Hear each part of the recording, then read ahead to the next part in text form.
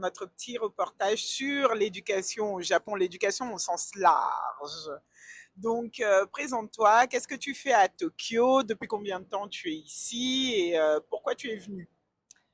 Bonjour, alors moi je m'appelle Charlène, ça fait un peu plus d'un an que je suis à Tokyo maintenant et je suis venue dans le but de plus approfondir ma danse.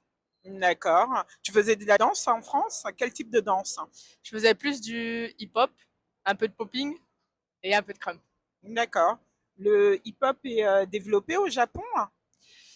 Je pense qu'il est pas mal développé, beaucoup le hip-hop underground Oui, euh, et puis il y a beaucoup une culture, comment dire, des OG, des old generation, oui. où en fait on transmet le savoir de D'accord. génération en génération. Et comment tu es donc, tu as découvert, venant de Saint-Étienne, comment tu as découvert donc ces ogives japonais dans la culture hip-hop? J'ai découvert d'abord via YouTube, parce qu'il y a beaucoup de tutoriaux sur YouTube Oui, qui sont en japonais si on cherche un peu.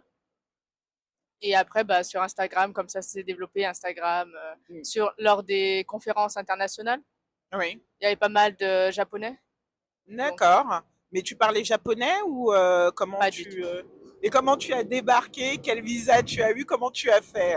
Alors moi, j'ai débarqué la première fois au Japon en visa touriste pour un peu voir comment c'était, Oui, sachant qu'avant j'étais en Chine.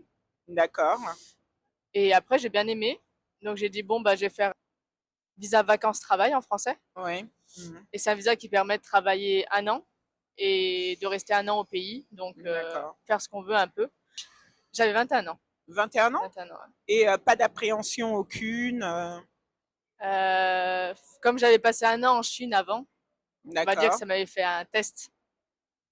Et non, vraiment pas d'appréhension, un billet d'avion et Mais bonjour. qu'est-ce que tu faisais en Chine? Tu étais dans quelle ville? Chengdu Oui. et je dansais aussi. Là-bas, un visa études-travail ou pas du tout? Des visas touristes, sortir, Mhm. rentrer.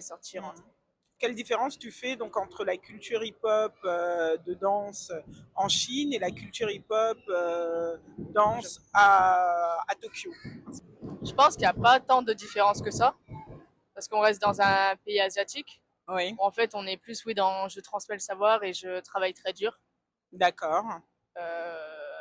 Donc non, il n'y a pas de grande différence entre Chine et Japon. Dans l'apprentissage, quel a été l'élément, depuis que tu es au Japon, hein, l'élément central où tu as l'impression que tu t'es développée en tant que danseuse?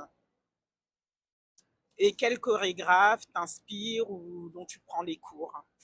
Je pense plus la patience. Oui, Parce que